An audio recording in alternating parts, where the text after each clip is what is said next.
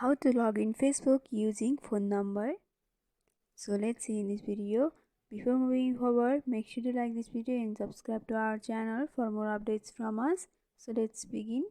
First of all, you need to open up your Facebook application on your device. Soon after opening up, you'll be able to see this interface in your screen. You can see there are two text boxes. The first text box, you can either enter your mobile number or email, and in the second text box you need to enter your password associated with your Facebook ID.